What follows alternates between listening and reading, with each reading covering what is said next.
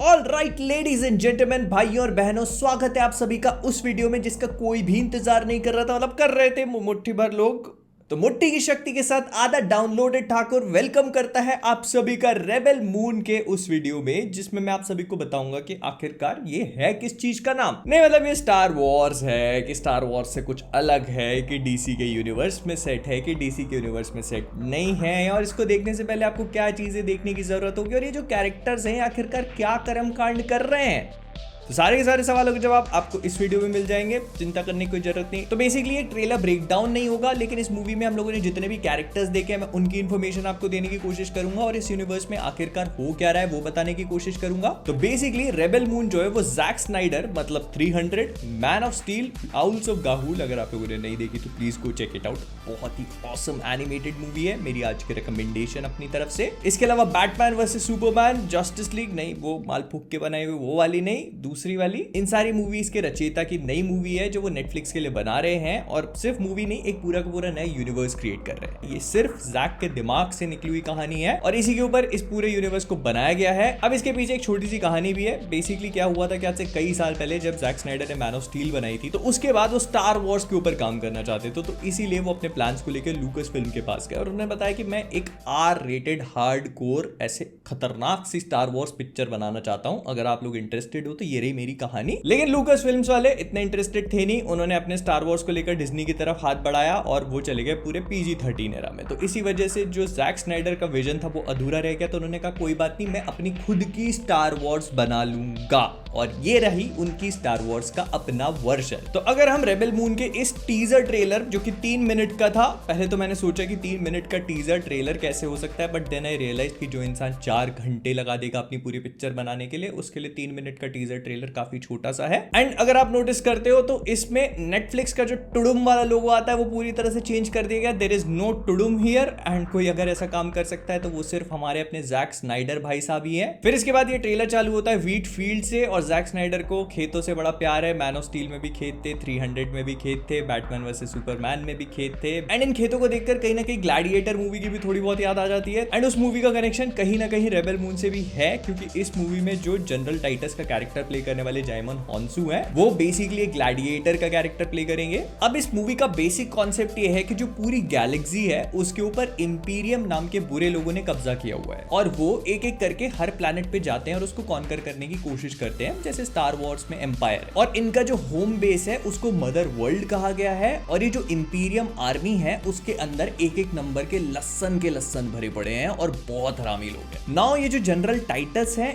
ये भी basically Imperium army के ही एक जनरल होते हैं, लेकिन अचानक ही एक दिन इनका जमीर जाग उठता है, तो इस वजह से ये अपनी आर्मी को छोड़ देते हैं और इसी गद्दारी करबे की वजह से इनको उठा करके ग्लैडिएटोरियल अरीना में छोड़ दिया जाता है, जिस वजह से ये ग्लैडिएटर बन जाते हैं और वहां ग्लैडिएटोरियल फाइट्स लड़ रहे होते हैं। इसी ग्लैडिएटोरियल अरीना का एक शॉट हमें आगे ट्रेलर में भी देखने को मिलता है, जो मुझे लगा कि मॉर्टल कॉम्बैट का ईस्टर एग है, क्योंकि इसमें एक 4 हाथ वाला गोरो हमें देखने को मिलता है। And in case you guys are wondering, तो एंथनी हॉपकिंस इस मूवी में एक कैरेक्टर को भी प्ले करने वाले हैं, मतलब एटलीस्ट उसकी वॉइस देने वाले हैं, जो कि एक रोबोट होगा जो हम इस ट्रेलर में आगे देखते हैं। वो ऐसे खेतों में जो हाथ फेरता है वही रोबोट, उसका नाम जिमी होगा, जो इंपीरियम के लिए काम करता है, मतलब उसको क्रिएट किया गया था इंपीरियम के किंग को सर्व करने के लिए। लेकिन जो कुछ भी हो, इस रोबोट का लुक मुझे बहुत कूल लगा ना। इस पूरे टीजर को देखकर मुझे जो चीज समझ में आई वो ये है कि मूवी का कंसेप्ट जो है वो आइजा नाम की एक छोटी बच्ची के ऊपर बेस्ड होने वाला है, जो ऐसा बोला जाता है कि वॉर को खत्म करेगी। एंड अगर मैंने ध्यान से देखा हो तो इस पूरे टीजर में आइजा के 2 अलग अलग लुक समझ में आते हैं, काले बाल वाला और एक सफेद बाल वाला। आई होप कि दोनों लड़कियां सेम है, बट ऐसा लग नहीं रहा है। अब क्या कॉन्सेप्ट है ये तो मुझे समझ में नहीं आया, but that is how it works I guess. और इंपीरियम वाले उसको मारने की कोशिश कर रहे हैं, लेकिन ये जो रिबेल फोर्सेस हैं ये उसको शायद बचाने की कोशिश कर रही होंगी। फिर इसके बाद हमको दिखाई जाती है कोरा, जो इस मूवी की मेन प्रोटैगनिस्ट कैरेक्टर है। बेसिकली इसकी कहानी भी कुछ हमें इसी टीजर में बता दी गई है।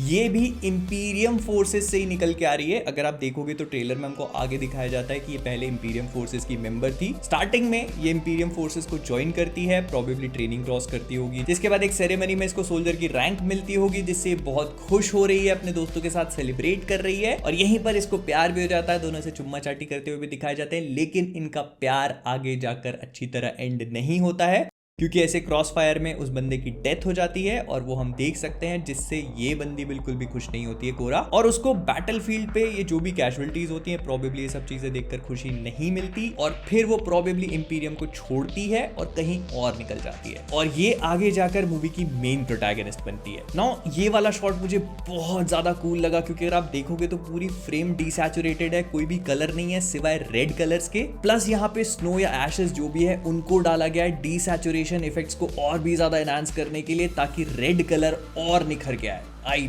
Love the cinematography here. फिर इसके अलावा भी बहुत सारे शॉट्स ऐसे हैं जहां पर रेड कलर की फायर हो रही है और वहां पे रेड कलर तो अच्छे से दिख ही रहा है और इसके अलावा कैमरा फ्लेयर और ग्लेयर का भी यूज किया गया है, तो वो सारी चीजें भी बहुत बढ़िया नजर आ रही हैं। लेकिन इसके अलावा अगर आप कोरा के इंपीरियल आर्मर को भी ध्यान से देखोगे तो इसकी इंस्पिरेशंस भी बहुत क्लियरली नजर आती हैं। सबसे पहले तो वॉर हैमर नाम का एक गेम आया था जिसकी हाल ही में हेनरी कैविल ने राइट्स खरीदी है, उससे भी काफी ज्यादा क्लोजली रिजेंबल करता है। प्लस ऑर्डर 1886 करके गेम आया था प्लेस्टेशन एक्सक्लूसिव, वो मैंने खेला था, तो उससे भी बहुत हद तक रिजेंबल करते हैं अगर आप इनके शोल्डर पैड्स देखोगे तो या that kind of looks amazing I think. लेकिन इसके बाद एक बहुत ही बढ़िया सी चीज देखने को मिलती है और वो है एक 8, 9, 10 पता नहीं कितने पैर वाली spider monster. It looks creepy but cool at the same time, और इसको ध्यान से देखने पर यह भी समझ में आता है कि इसने किसी इंसान को ऐसे बच्चे की तरह पकड़ रखा है या इंसान ने इसको बच्चे की तरह, पता नहीं क्या चल रहा है यहाँ पर।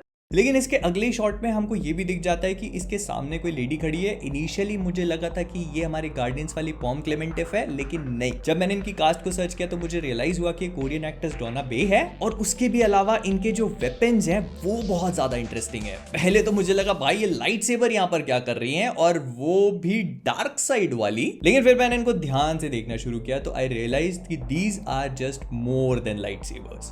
सबसे पहले तो अगर आप बहुत क्लोजली नोटिस करते हो तो ये एनर्जी ब्लेड्स हैं और इसको एनर्जी एक्चुअली में इनके गॉन्टलेट से मिल रही है, क्योंकि ध्यान से देखने पर इनके ग्लव्स रेड कलर के ग्लो कर रहे हैं, जिसका मतलब ये है कि इन ब्लेड्स को जो पावर मिल रही है वो इसके ग्लव्स से मिल रही है। फिर इसके बाद थोड़ा और रिसर्च करने पर मुझे पता चला कि डोना बे का जो कैरेक्टर है उसका नाम नेमेसिस होने वाला है और ये जो पूरा प्लैनेट है इसको डगार कहा जाता है। ये बेसिकली एक कोबाल्ट माइनिंग टाउन है, क्योंकि कोबाल्ट इंपीरियम के लिए एक बहुत ही इंपॉर्टेंट मिनरल है इस पूरे यूनिवर्स में, जिसको एक्सक्लूसिवली इंपीरियम इस प्लैनेट से माइन करता है। अब नेमेसिस जो है वो इस पूरे प्लैनेट को प्रोटेक्ट करने का काम करती है, मतलब इस प्लैनेट पे जितना भी अन्याय वगैरह हो रहा है उसको फ्रीलांस तरीके से प्रोटेक्ट करती है। लेकिन ये जो एनर्जी ब्लेड्स हैं इसकी कहानी में कुछ मजेदार है जो आपको मूवी देखकर पता चलेगा। फिर इसके बाद हमको चार्ली हनम के कैरेक्टर की पहली झलक देखने को मिलती है, जिसका नाम इस मूवी में काय होगा, और ये हमारी प्रोटैगनिस्ट कोरा का साथ देगा एक पायलट बनके। लेकिन ऐसा लग रहा है कि एक्शन फैक्शन भी बढ़िया तरीके से करेंगे। फिर इसके अलावा एक और नया कैरेक्टर जो एकदम बॉडी बिल्डर और एब्स बना के खड़ा हुआ है, इसका नाम तारक होने वाला है। नहीं, हमारे तारक मेहता का उल्टा चश्मा वाले नहीं, ये भाई साहब दूसरे कैरेक्टर है। बेसिकली इसकी कहानी ऐसी होगी कि ये एक नोबल फैमिली को बिलोंग करता था, लेकिन इंपीरियम के साथ ऐसे लड़ाई झगड़ा करने की वजह से इनको बेच दिया जाता है एक रैंच में, और ये अपनी पूरी जिंदगी उसको सर्व करने का काम करते हैं। लेकिन फिर कोरा इनकी जिंदगी में आती है और कहती है कि तुम एक काम करो,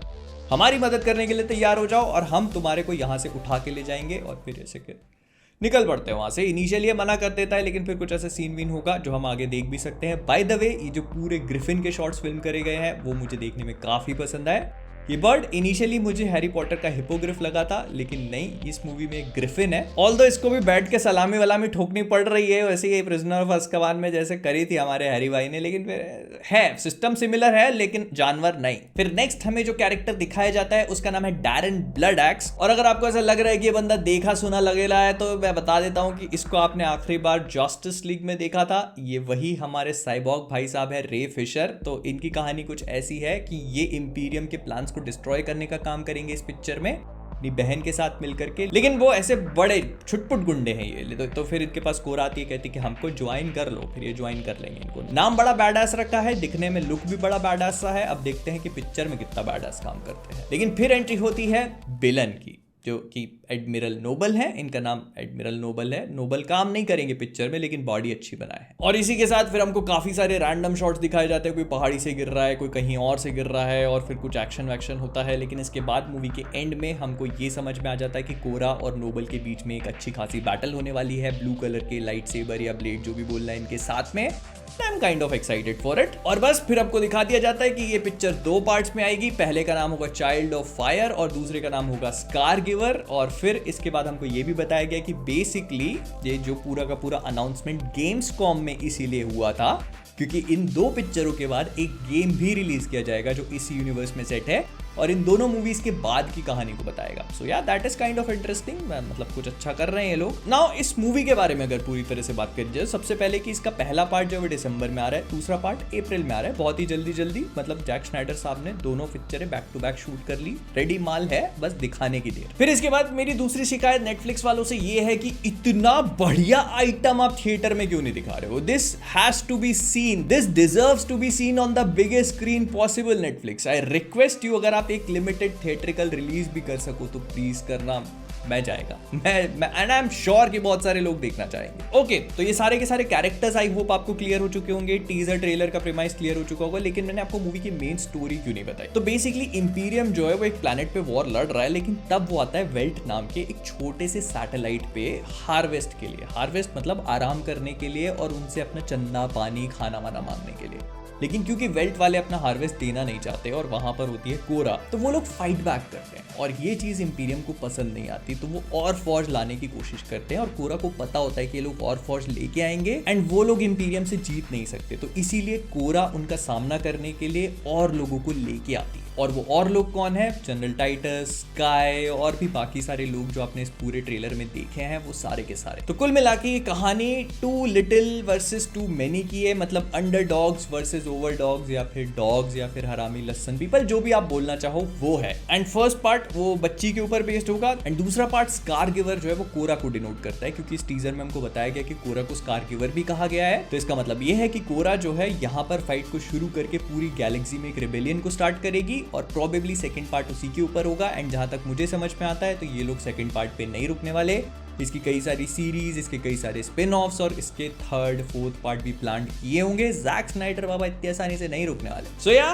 let's see what happens, I am excited for it. लेकिन जो कुछ भी था मैंने आपको सब कुछ बता दिया। अब मैं आपसे जानना चाहता हूं कि आपका इस पूरी मूवी, इस पूरे टीजर के बारे में क्या ख्याल है। तो जो कुछ भी हो मुझे कमेंट्स बताना मत भूलना। और हाँ, अगर वीडियो पसंद आया तो लाइक कर देना, शेयर कर देना। अगर कॉमिक वर्स पे नए हो सब्सक्राइब करना मत भूलना।